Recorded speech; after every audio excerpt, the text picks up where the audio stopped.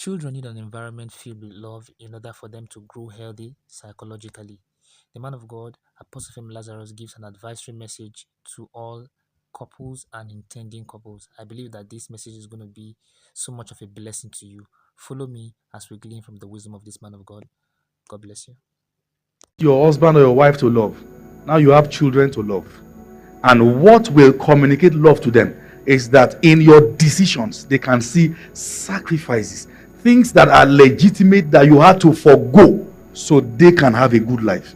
So it is woke to the generation that if a man is stressing you, leave the house for him.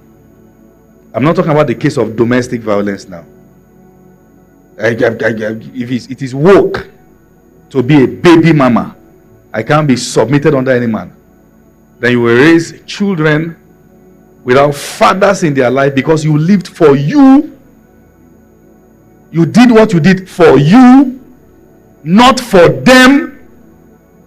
And they grow up lacking the vital part a man supplies. One party can't bring what God designed the both parties to bring.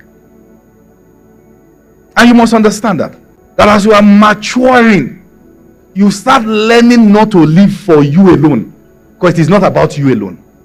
You will have to make decisions considering your children.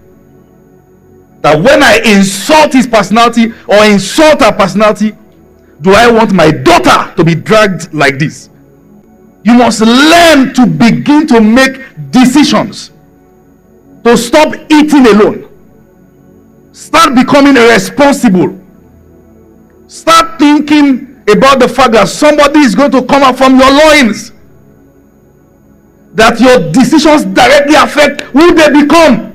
Some mothers and fathers have children who are into Yahoo, or what we call internet fraud.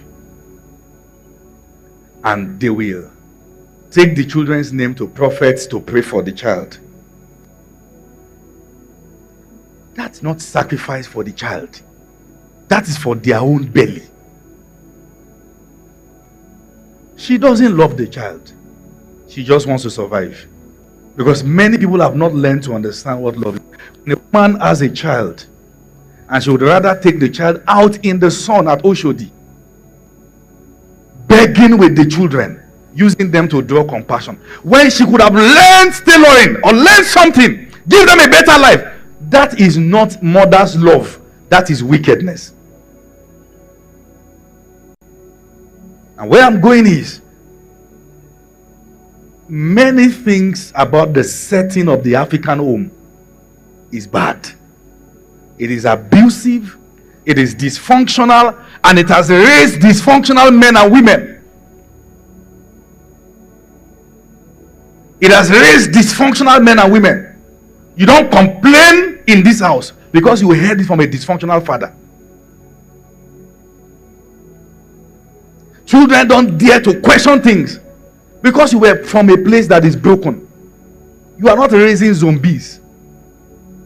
And in failure to communicate, many girls have been raped under the noses of their parents. They can't talk because in African homes we raise zombies who can't talk.